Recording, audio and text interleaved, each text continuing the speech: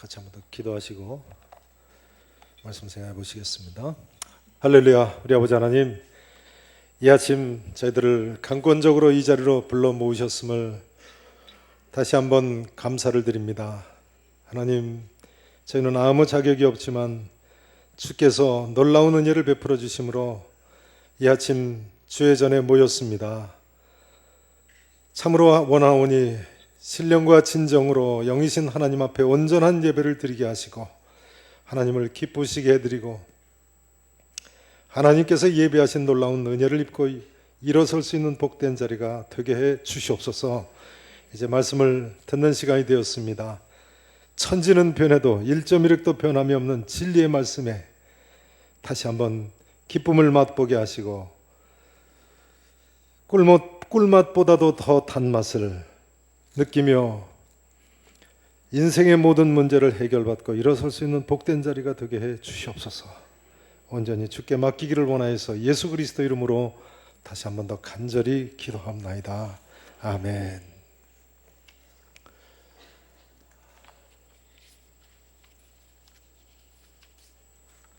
오래간만에 뵙겠습니다. 그동안 안녕하셨습니까? 성도님들께서 기도해 주셔서 안식월을 잘 지냈습니다. 제가 그랬습니다. 오래간만에 나타나니까 환영을 받아서 좋다고요. 환영해 주셔서 감사합니다. 자, 오늘은 북왕국 이스라엘의 초대왕 여로보암을 생각해 보실 차례이십니다. 지난번까지 솔로몬 왕을 다 마치셨죠. 솔로몬 왕이 죽은 후에 이스라엘 민족은 남왕국 유다와 북왕국 이스라엘로 남북 나라가 우리나라처럼 나뉘게 됐습니다. 본래 북왕국 이스라엘을 세운 여로보암은 솔로몬 왕 때 다윗성의 일부인 밀로성을 건축하던 요셉 족속을 감독하는 장군이었죠. 그런데 어느 날 아이야라는 선지자가 하나님께서 이스라엘 12지파 중에 10지파를 당신한테 주실 것이다 하고 예언을 하자 솔로몬 왕을 피해서 애굽으로 피신을 했습니다. 그런데 솔로몬 왕이 죽자 아들 로보암 왕이 노인들의 말을 듣지 않고 자기 친구들의 말을 들어서 백성의 부역을 더 무겁게 하겠다고 하니까 이스라엘 10지파가 반란을 일으켜서 독립을 했습니다. 그러고는 애굽에 피신가했던 여로보암을 불러서 왕으로 세웠죠. 이것이 북왕국 이스라엘이 시작된 배경입니다. 문제는 이렇게 해서 시작된 북왕국 이스라엘 나라가 첫왕 여로보암 때부터 하나님 뜻대로 나라를 잘 다스렸으면 얼마나 좋았겠습니까? 그러나 여로보암 왕은 왕이 되자마자 하나님 말씀을 떠나서 자기 마음대로 나라를 다스렸습니다. 여로보암 왕이 이스라엘 나라를 세우고 보니까 고민이 한 가지가 있었습니다. 그 고민이 무엇입니까? 그 고민이 뭐예요? 자, 12장 25절부터 보시죠. 본문 12장 25절 보세요. 여로보암이 에브라임 산지에 무슨 성을 건축했습니까? 무슨 성을요? 세겜성을 건축하고 거기서 살며, 그러니까 왕궁이 거기 있었으니까 세겜이 북왕국 이스라엘의 첫 수도인 거예요. 나중에는 사마리아로 바뀝니다만, 또 거기서 나가서 분우엘을 건축하고 그의 마음에 스스로 이르기를 뭐라고 생각했어요? 나라가 이제 다윗의 집으로 돌아가리로다. 자칫하면 남왕국에 병합된다는 거예요. 왜요? 27절 함께 읽으십니다. 시작. 만일 이 백성이 예루살렘에 있는 여호와의 성전에 제사를 드리고자 하여 올라가면 이 백성의 마음이 유다 왕 된 그들의 주 르호보암에게로 돌아가서 나를 죽이고 유다의 왕 르호보암에게로 돌아가리로다. 여로보암 왕이 무슨 고민을 하고 있었습니까? 이스라엘 사람들은 매년 3차례 명절 때만 되면 남자 12살 이상 된 남자애들은 전부 예루살렘 성전에 올라가는데요. 그렇게 되면 지금 나하고 함께 나라는 세웠지만 어느 날 쿠데타 일으키고 날 죽이고 남왕국 유다의 르호보암 왕한테 이 백성들이 돌아갈 거다 하고 고민을 했다는 거예요. 그럴 수 있겠죠. 충분히 일어날 수 있는 이야기 아니겠습니까? 1년에 3차례씩 예루살렘 성전을 가서 하나님께 예배를 드리는데요.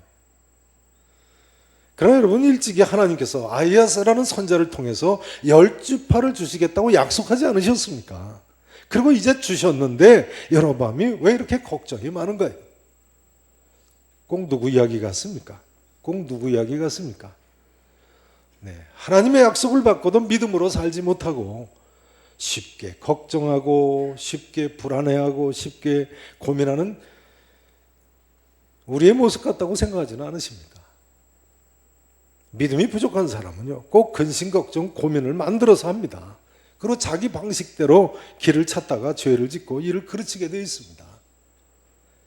여로보암을 보세요. 12장 28절 그 다음 기절을 보시죠.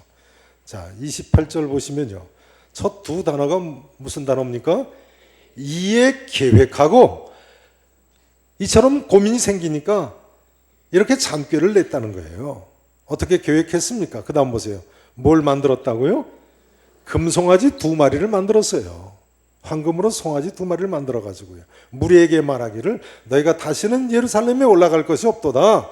이스라엘아, 이는 너희를 애굽 땅에서 인도하여 올린 너희의 신들이라 하고, 하나는 어디에 뒀어요? 베델 성에 두고, 또 하나는 어디에 뒀어요? 단 성에 두었습니다.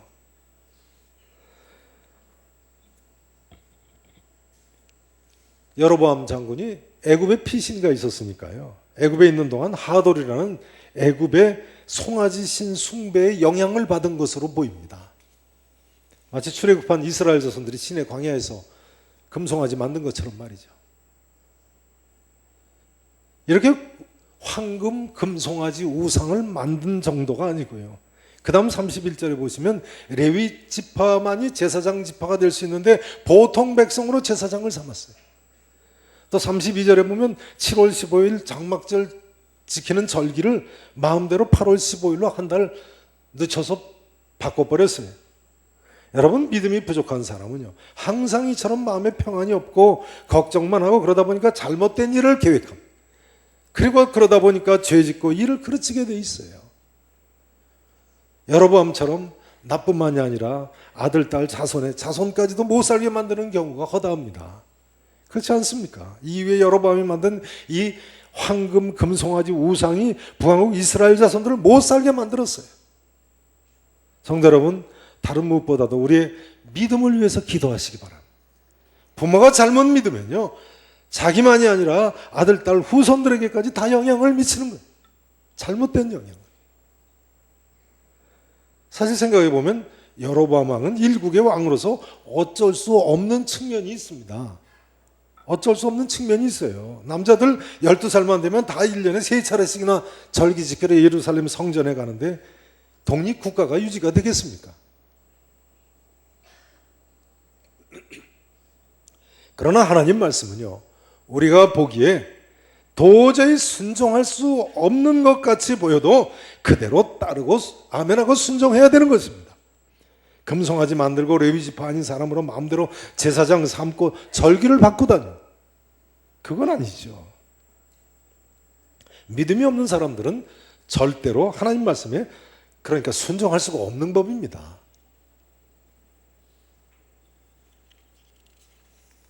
여러분, 무슨 기도 제목을 가지고 계십니까? 그 기도가 아무리 응답받는다고 할지라도요, 믿음이 없이는 오히려 내게 올무가 되고 장애물이 될 수가 있습니다. 여로보암을 보세요. 믿음 없이 하나님 말씀대로 순종하며 살지 않으니까요, 한 나라를 얻었다고 할지라도, 나라를 얻었다, 이건 축복을 받는 중에 가장 엄청난 축복을 받은 거죠. 나라를 통째로 얻었는데요, 그러나 그 인생 실패하지 않았습니까? 믿음이 부족할 때 그것이 오히려 저에게 재앙이 되고 말았습니다. 성도 여러분, 우리의 삶이 진실로 성공하는 삶이 되기 위해서는 믿음이 필요합니다. 우리의 믿음을 위해서 먼저 기도하시기를 바랍니다. 이 아침 기도하실 때 믿음 없는 자가 되지 말고 믿는 자가 되시기를 다시 한번 축원하겠습니다. 자, 이제 전면에 스크린을 좀 사진을 보시고 두 번째 대지 내용을 계속하겠습니다. 이스라엘 12지파의 위치를 색깔별로 나타내고 있는데요, 남아국 유다는 유다 지파와, 자, 그 다음 보세요. 바로 이 보라 무슨 색인가요? 유다 지파. 그 다음요, 그 다음으로 넘어가 주세요. 네, 유다 지파 표시가 되어 있는데요. 아래쪽에 요 유다 지파 지역하고 그다음요. 그다음 가운데 중앙에 노란색이죠. 베냐민 지파 두 지파만으로 남한국 유다가 세워졌습니다. 그다음요. 네, 남한국 유다. 그다음요. 유다 땅을 나타냅니다.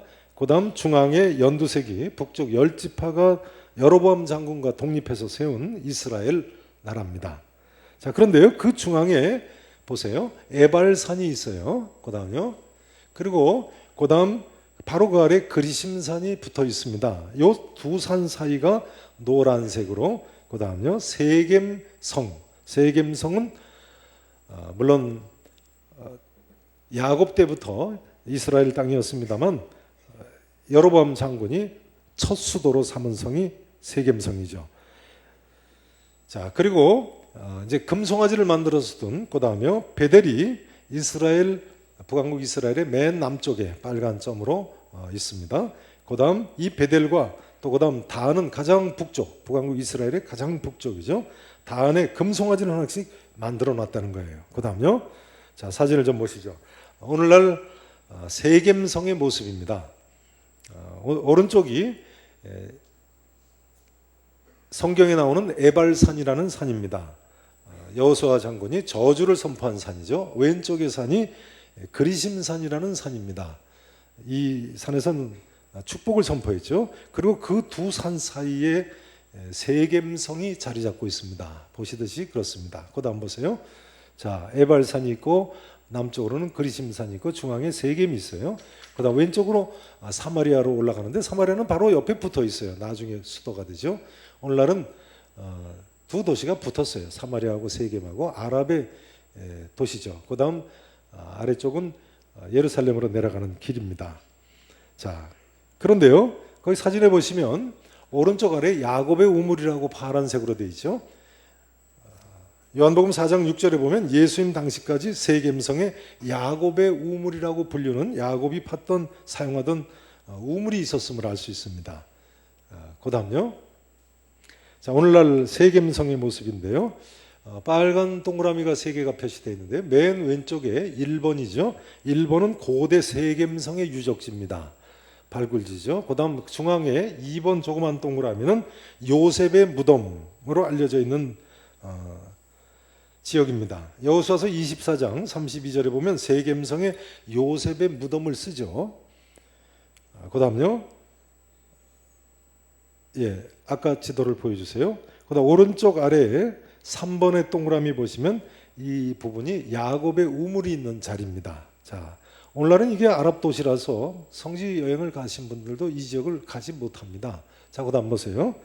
오늘날 세겜성의 그 다음 사진이요. 모습인데요. 그 다음 사진 보세요. 이 세겜성의 둥근 지붕 건물 아래가 요셉의 무덤이라고 주장하는 곳입니다. 여기는 유대인들하고 아랍 사람들이 서로 성지로 여겨가지고 기도처로 쓰겠다고 해서 싸우다 보니까 이렇게 철조망으로 둘러놨어요. 그 다음 보세요. 요셉의 무덤 내에 요셉의 묘라고 알려지고 있는 석관인데요. 후대에 만드는 것 같아요. 근데 출애굽기 13장 19절에 보면 출애굽하는 모세가 요셉의 유언대로 이 요셉의 유고를 가지고 출애굽을 하죠. 자, 그다음요. 자, 야곱의 우물자리에 있는 교회의 모습인데요. 중앙에 있습니다. 그다음요. 이 교회는 오늘날 동방정교회 수도원입니다. 왼쪽 아래에 보시면 야곱의 우물이라고 간판이 나무색으로 이렇게 제이콥스 웰이라고 되어 있죠. 그다음 사진 보세요. 그 내부에 수도원 내부에 들어가시면 이처럼 야곱의 우물이 있습니다. 자, 보세요. 이것은 쉽게 갈 수 없는 지역입니다. 자, 성경학자들은요, 이 우물이 야곱이 산 땅에 실제로 판 샘으로 그렇게 봅니다. 중요한 점은 이 샘가에서 예수님께서 누구를 만나셨어요? 수가성 여인을 만나셨죠. 요한복음 4장 6절에 보면 야곱의 우물에서 수가성 여인에게 물을 좀 달라고 하시지 않았습니까? 그리고 뭐라고 말씀하셨어요? 내가 주는 물을 마시는 자는 영원히 목마르지 아니하리니 그 속에서 영생하도록 솟아나는 샘물이 되리라고 말씀하셨습니다. 믿으십니까? 자, 그 다음 보세요. 북왕국 이스라엘의 야곱의 우물이죠. 깊이가 무려 32m나 됩니다. 이 샘 깊이가 얼마나 된다고요? 32m. 그러니까 물이 귀한 지역인 거죠. 자, 그 다음요. 다음입니다. 자, 세겜성을 건설하고 그 다음 이스라엘 남쪽에 베델성에 금송아지를 뒀어요. 가장 남쪽이고요. 그 다음요. 네, 자, 여기가 오늘날 베델성의 모습입니다. 뭐 성이랄 것도 없이 조그만 산골 마을인데요. 베델은 본래 야곱이 형 에서를 피해서 도망가다가 밤에 하나님 사자들을 만난 곳 아닙니까? 그러니까 산골이에요. 사람 살지 않는 산골이에요. 자, 산지입니다. 에브라임 산지죠. 그 다음요. 자, 다시 한번 보십니다. 북왕국 이스라엘의 첫 수도 세겜이 노랗게 표시되어 있습니다. 그 다음 국경선에 이렇게 베델이 자리 잡고 있죠. 그 다음은요, 최북단 헬몬산 바로 밑에 단 지역, 그 다음요, 빨갛게 단 지역이 자리를 잡고 있습니다. 여기다 금송아지를 만들어 놨어요. 그 다음 보세요. 단에서 요단강 상류에 수원지 물이 이렇게 맑은 물이 흘러내려가는 모습입니다. 좀 이따 동영상을 보십니다. 헬몬산의 만년설의 맑은 물이 수량이 엄청납니다. 그 다음요. 네, 이런 맑은 물이 갈릴리 바다로 흘러 들어갑니다. 그 다음요. 자, 그래서 이런 폭포도 있어요. 참 아름답죠. 그 다음요. 단 성의 모습입니다. 오늘날 이스라엘 국립공원인데요. 보세요. 이처럼 맑은 물이 여러 줄기로 흐르고 있음을 보여줍니다. 그 다음요. 그런데요, 맨 위쪽에 보시면 고대 단 성자리가 이처럼 오늘날 발굴이 됐어요. 그리고 그 다음요, 왜 그 성 왼편에 보면 제단이 발굴됐어요. 그러니까 여로보암 왕이 금송아지를 바로 요 제단에다 갖다 놓은 거예요. 그 자리가 그대로 발견이 됐어요. 좀 이따 사진 보십니다. 자, 그 다음요. 그리고 이 성은 오른쪽에 화살표 부분이 성문 자리입니다. 그래서 이 성문으로 들어가서 성을 지나서 이렇게 제단에서 금송아지 숭배를 하게 해놨네요. 자, 그 다음요. 이렇게 물이 많다 보니까 큰 나무가 많습니다. 이 나무 사이를 지나서 올라가면 이제 금송아지 숭배 제단이 됩니다. 그 다음 보세요. 우리 성지 순례팀에서도 가죠. 이처럼 여로보암 왕이 금송아지를 만들어 놓았던 이제 제단에 올라가게 되는데요. 그 다음 보세요. 자, 번제단 모양을 오늘날 그 제단 자리를 발굴해서 추정해서 쇠로 만들어 놓았죠. 자세히 보면 본래 번제단이에요. 그 다음 보세요. 사방에, 이 번제단 사방에는 이렇게 제단 뿔이 있지 않습니까? 제단 뿔 아시죠? 죽을 사람도 이 제단의 뿔만 잡으면 살 수 있었어요. 그런데 이 제단은 항상 꺼지지 않는 불을 태우거든요. 상번제라고 하죠. 항상 불을 태워둬요. 그러니까 이 제단 쇠뿔을 잡는다는 것은 손이 다 타버린다는 이야기예요. 그러니까 죄인이 살기 위해서 몸부림치는 거예요. 내 손 태워서라도 저거 잡으면 나는 무죄하다는 걸 나타내는 거예요. 그래도 살 길이 있다면 잡아야 되는 거죠. 그 다음 보세요. 자, 그 앞에 안내판인데요. 이곳이 The Sacred Precinct, 신성한 구역임을 보여주고 있습니다. 그 다음 보세요. 이 제단 자리에서 보면요, 이처럼 헬몬산 남쪽 자락이 보이는데요. 이 산이 예수님과 베드로가 변화했던 변화산으로 알려지고 있는 산이죠. 자, 그 다음 보세요. 자, 단성의 정문 모습입니다. 단성이 아까 화살표로 되어 있던 정문 모습인데요. 그 다음 보세요. 자세히 보시면요, 그 앞에 그림이 있는데요. 아래쪽에 구약시대 단성의 규모가 대단했음을 보여주는 안내판이 걸려 있습니다. 자, 그 다음 보세요. 단성 그 성문 자리에서 내려다본 남쪽 갈릴리 바다 쪽 모습이에요. 참 울창한 숲이 있죠. 이런 숲은, 울창한 나무들은, 거대한 나무들은 가나안 땅 어디에서도 볼 수 없는 울창한 나무예요. 그러니까 북왕국 이스라엘 사람들이 여로보암 왕의 제단의 그 제안을, 금송아지 제안에 솔깃해서 빠져드는 것 같아요. 그 단에서 만들어 놓은 이 금송아지한테 예배를 드려 나왔을 겁니다. 그렇지 않겠어요? 이렇게 풍성한데, 유다 지파 없어도, 유다 광야 생각해 보세요. 얼마나 황량합니까? 유다 지파 없어도 우리가 잘 살 수 있는데 왜 예루살렘 가서 거기 가서 노역을 해야 되겠어요? 그러니까 우리끼리 잘 살자. 독립을 하는 거예요. 그 다음 보세요. 단성 바로 옆에 한 3km, 2-3km 떨어져 있는 곳에 이처럼 가나안 땅에서 가장 큰 폭포가 있죠. 바니아스 폭포라는 폭포인데 높이가 10m나 되는 높은 폭포입니다. 요단강의 또 다른 물 근원입니다. 이렇게 물이 풍부한 곳에 뭐 이렇게 비옥한 땅이 있으니 독립하려고 들지 않겠습니까? 엘지파가. 왜 솔로몬의 아들 앞에 가서 노역을 살겠습니까? 자, 동영상을 좀 잠깐만 보시겠습니다. 동영상을 보시면 조금 더 확실해지는데요. 자, 요단강 맨 상류 단 국립공원에 이렇게 맑은 물이 헬몬산 만년설이 녹아서 흘러나옵니다. 자, 수량이 엄청나죠. 그다음 보세요. 자, 여로보암 왕이 금송아지 단을 만들어 놨던, 자, 여기 보세요. 자, 번제단이 보이시죠? 지금 서서 찍은 이 부분이 그러니까 금송아지 놨던 자리예요. 여기가 하이 플레스, 높은 곳이라고 이 성전에서는 이방 신전에서도 가장 거룩한 성스러운 곳이죠. 금송아지를 여기다 놨을 겁니다. 자, 변화산이 이렇게 보입니다. 헬몬산의 남쪽이죠. 그리고 여기는 이스라엘 최북단이라서, 자, 보시는 이 멀리 보이는 마을은 오늘날 레바논의 남쪽 마을입니다. 그러니까 국경지대예요. 자, 이렇게 큰 나무들이 있어요. 엄청나게 이 단 지역이 비옥한 거죠. 여기다 금송아지를 놓고 숭배를 하게 했던 거죠. 자, 그다음 또 이제 동영상 보시면요. 자, 번제단이 있죠. 네. 자, 여기는 바니아스 폭포입니다. 단에서 한 2, 3km 떨어진 또 다른 요단강의 근원지입니다. 이렇게 이스라엘에 볼 수 없는 맑은 물이 쏟아져 내리는데 이런 비옥한 땅을 두고 왜 가서 솔로몬 왕 아들한테까지 노역을 하겠어요? 네. 자, 됐습니다. 이제 저를 보시죠.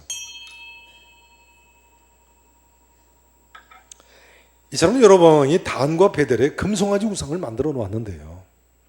그리고 어느 날 여로보암 왕이 직접 베델에서 금송아지 숭배를 했습니다. 그런데 마침 그때 남한국 유다에서 한 선지자가 와가지고 왕을 쳐서 예언을 하는 거였습니다. 무슨 예언을 했습니까? 자, 13장 1절을 보세요. 13장 1절. 보라, 그때 누가요? 예, 성경 보세요. 누가요? 하나님의 사람이, 하나님의 선지자가요, 여호와의 말씀으로 말미암아 어디에서부터 왔어요? 남한국 유다에서 왔어요. 베델에 이르니 마침 여로보암 왕이 제단 곁에 서서 분향을 하던 중이었어요.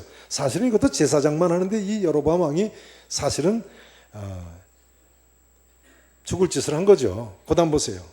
하나님의 사람이 제단을 향하여 여호와의 말씀으로 외쳐 이르되 제단아 제단아. 자, 여호와께서부터 뭐라고 예언했나요? 같이 2절 3절을 읽으십니다. 시작. 여호와께서 이와 같이 말씀하시기를 다윗의 집에 요시아라 이름하는 아들을 낳으리니 그가 내 위에 분향하는 산당 제사장을 내 위에서 제물로 바칠 것이요 그날에 그가 징조를 들어 이르되 이는 여호와께서 말씀하신 징조라 제단이 갈라지며 그 위에 있는 재가 쏟아지리라 하매.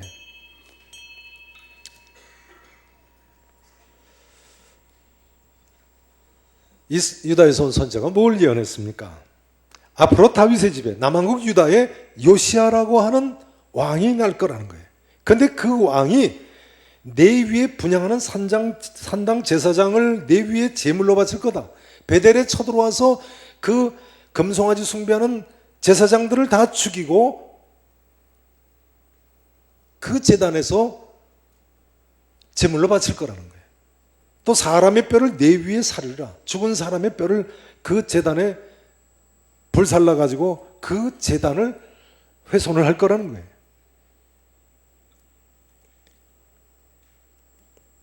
그러고 나서 또 뭘 이야기합니까? 여호와의 말씀하신 징조다. 제단이 이제 갈라지겠다. 그리고 그 위에 있는 재가 쏟아질 것이라고 했어요. 자, 그러면요, 여로보암 왕이 이 선지자의 예언을 듣고 회개를 했는가요? 저를 보세요. 회개하기는 고사하고요. 여로보암 왕이 4절에 보니까 손을 펴면서, 손을 가르치면서 저 사람 잡아라 그랬어. 저 녀석 잡아라. 근데 벼랑간 어떻게 됐어요? 왕의 그 편손이 말라버렸다고 나와 있어요. 벼랑간 마비가 돼서 못 쓰게 돼버린 거예요. 그 순간 말이죠. 뻗은 순간. 근데 뿐만 아니고 이 선지자의 예언대로 5절에 보니까 그 즉시 제단이 갈라지고 지진이 일어난 것 같아요. 제단 위에 있는 재가 제단 위에 쏟아져 내렸습니다. 여러분 어떻게 생각하십니까? 정말 이런 기적이 있을 수 있다고 생각하십니까? 이런 기적이 있을 수 있다고 생각하세요? 저놈 잡아라. 근데 그 폈던 손이 말라버렸어요. 또 선지자가 말한 동시에 제단이 갈라지고 지진이 나더니 위에 있는 재가 제단에 쏟아졌어요. 6절에 보시면 여로보암 왕이 이때 이 선지자한테 간청을 하지 않습니까? 청하건대 당신 날 위해서 당신 하나님 여호와께 은혜를 구해서 내 손이 다시 성하게 좀 기도해 주시오. 겁나지 않겠습니까? 근데 또 선지자가 기도했더니 말랐던 손이 다시 전과 같이 됐다는 거예요. 그러니까 또 한 번의 기적이 일어났네. 여러분 실제로 이런 일이 일어날 수 있다고 생각하십니까? 믿으실 수 있으세요? 놀라운 사실은요, 실제로 열왕기하 23장에 보면 다윗의 집 남왕국 유다의 요시아라는 왕이 후대에 났다는 거예요. 나올 뿐만 아니라 이 예언 말 그대로죠. 그 요시아 왕이 베델에 쳐들어와서 베델 이 금송아지 제단에서 우상에게 분향하는 산당 제사장들을 죽여서 제물로 바치고 사람 뼈를 제단 위에 불살랐어요. 참 놀라운 일이죠. 어떻게 선지자가 이렇게 미리 내다본 듯이 예언을 하는 거예요. 요시아 왕 시대면요, 이 여로보암 왕 이후에 300년이 지난 후의 사건이에요. 300년 후의 사건을 예언한 거예요. 저는 오늘 이 질문을 꼭 드리고 싶습니다. 성도 여러분, 기적을 믿으십니까? 기적을 믿으셔야 됩니다. 성경에 얼마나 많은 기적들이 나옵니까? 성경은 그야말로 full of surprise, 놀라운 일들로 가득 찼습니다. 이 세대의 많은 사람들이 합리주의 영향으로 기적을 믿지 않습니다. 독일의 볼트만 같은 자유주의 신학자는 성경의 모든 기적들은 신화를 기록한 것이라고 주장을 했어요. 오늘날도 이 볼트만의 제자들이 얼마나 많은지 모릅니다. 예를 들자면요, 오늘 본문 2절에 요시아라는 왕이 날 것이다, 베델의 제단을 회파할 것이라는 이 예언은 요시아 왕 이후에 쓴 글이라는 거예요. 이후에 도저히 그렇게 정확하게 맞출 리가 없다는 거예요. 그렇다면요, 성경의 내용이 거짓이라는 주장이죠. 그러나 성경에 기록된 기적을 믿지 못한다면 예수님의 행하신 모든 기적을 어떻게 믿습니까? 동정녀 탄생도 부활도 승천도 다 못 믿는 거죠. 그렇다면 우리 영혼이 구원받아서 저 천국에 갈 수 있다는 사실은 어떻게 믿을 수 있습니까? 한마디로 구원의 확신이 없는 거죠. 계산의 성도 여러분, 성경에 기록된 기적들을 믿으실 수 있기를 진심으로 축원합니다. 믿으실 뿐만 아니라 또한 기도하실 때 기적이 일어나시기를 진심으로 축원합니다. 저는요, 이해하고 들으십시오. 대학 2학년 때 기적을 체험하고 처음 믿은 후에요, 오늘날까지 40년이 지났습니다만 너무나 많은 기적을 체험도 하고 목격도 하고 했어요.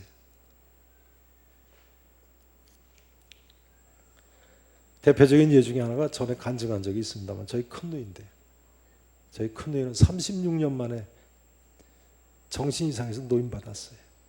36년. 저희 누이가 36년 동안 마귀한테 시달리는데요, 2번이나 사는 아파트 3층에서 자살하려고 뛰어내렸어요. 그런데 후에 정신이 돌아온 후에 물어봤어요. 왜 뛰어내렸냐고. 창문 밖에 환하게 길이 보이는데 귀에 잠깐만 뛰어내려라, 뛰어내려라, 내가 받아주겠다, 그런 소리가 들렸다는 거예요. 마귀의 음성이죠. 그 뛰어내렸다는 거예요. 첫 번째 뛰어내렸을 땐 괜찮았어요. 두 번째 뛰어내렸을 땐 척추가 부러지셨어요. 고난 그런 고난이 없습니다. 지금도 천신받고 사세요. 근데 한 5, 6년 지났죠.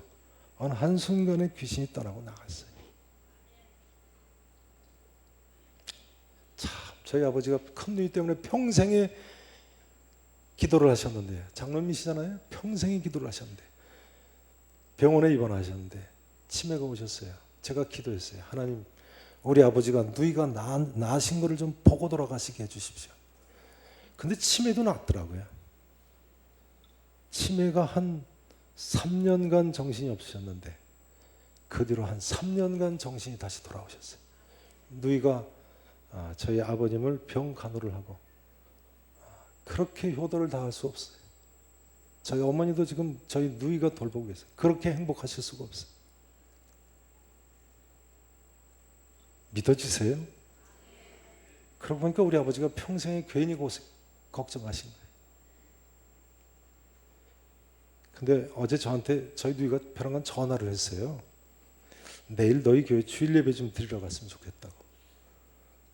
왜 그러시냐 그러니까 내 설교를 생각해 보니까 한 번도 못 들어가지고 좀 가보려고 그런다고. 그래서 오늘 2부 예배 참석하셨어요. 우리 누이 어디 있어요? 예? 우리 큰 누이님이신데. 아, 예, 1층 제 현관 앞에 계시네요. 박수로 한번 격려 좀 해주시죠. 네.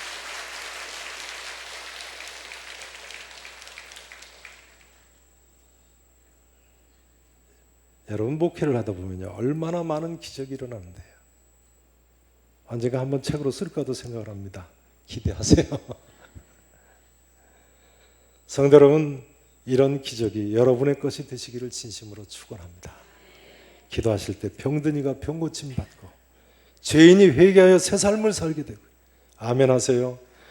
배교자가 자복하고 돌아오고 불신자가 거듭나서 예수님 믿어 구원받고 가정과 자녀들의 문제가 해결되기를 진심으로 축원합니다. 직장과 사업체의 문제가 응답되기를 진심으로 바랍니다.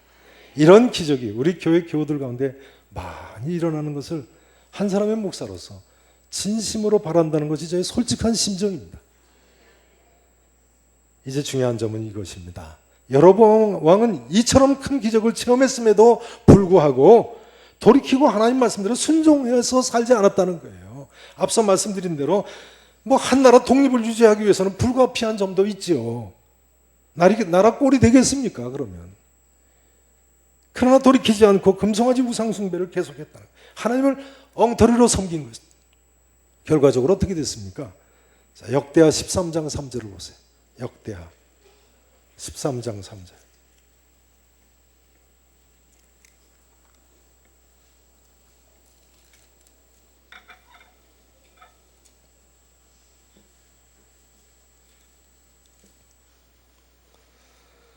(13장 3절이요)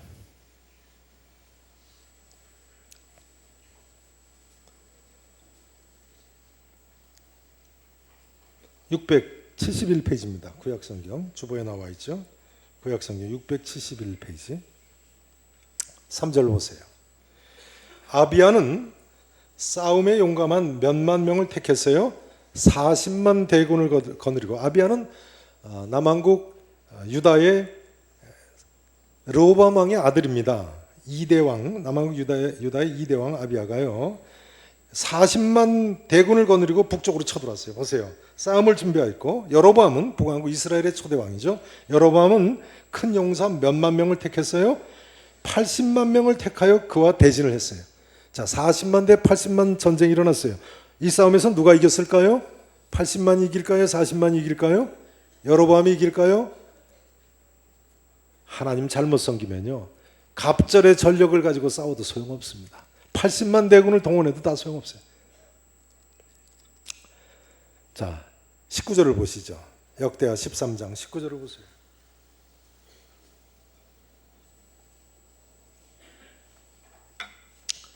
(19절) 보세요. 아비야가 남왕 유다의 왕이죠. 아비야가 북왕국 이스라엘 여로보암을 어떻게 했어요?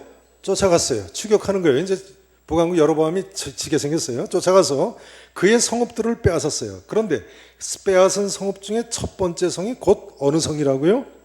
곧 어느 성이라고요? 베델성. 그 금송아지 숭배 베델성을 뺏겼어요. 놀랍지 않습니까? 우상의 제단 베델을 하나님께서 남한국 유다 왕한테 통째로 넘겨줘 버리셨어요. 금송아지 어디로 갔을까요? 유다 왕이 녹여서 황금으로 썼나요? 아니면 여로보암 왕이 업고 도망쳤나요? 어디로 갔을까요? 그러니 우상이 대체 무슨 힘이 있습니까? 그러니까 하나님께서 우상 만들지 말라고 하시는 거예요. 이제 마지막으로 이 말씀을 드려야 되겠습니다. 성도 여러분, 하나님을 두려워해야 됩니다. 내 힘, 내 능력, 내 소유가 쳤다고 이제 됐구나 하고 내 마음대로 살아서는 절대로 안 되는 겁니다. 특별히 여로보암 왕처럼요. 하나님의 은혜로 우리가 무언가를 이루었다. 그 다음이 문제입니다. 그 다음이. 이 한마디로 마치기를 원합니다. 사랑하시는 성도 여러분, 하나님을 참으로 제대로 바르게 말씀대로 잘 믿으시고 참으로 하나님을 경외하며 참으로 하나님 뜻대로 순종하며 사실 수 있기를 우리 구주 예수 그리스도 이름으로 간절히 축원하겠습니다. 기도하시겠습니다. 전능하시고 분명히 살아계신 우리 아버지 하나님, 놀라우신 하나님의 은혜 가운데 오늘도 주님 앞에 이처럼 나왔습니다. 아무리 생각해도 우리는 주님의 은혜를 받을 아무 자격이 없는 사람들이로되 주님, 주의 약속을 믿고 이 시간도 나왔사오니 주여, 이 시간 머리 숙인 모든 이들에게 믿음으로 살게 해 주시옵소서. 믿음으로 살게 해 주시옵소서. 믿음으로 근심, 걱정, 염려를 다 주께 맡기고 하나님 말씀대로 힘들어도 순종하고 살아갈 수 있는 승리자들이 되게 해 주시옵소서. 이 길만이 나도 살고 내 자녀들도 살리고 교회도 살리고 이민족도 사는 길인 줄로 믿습니다. 살아계신 예수님 이름으로 간절히 기도합나이다. 아멘.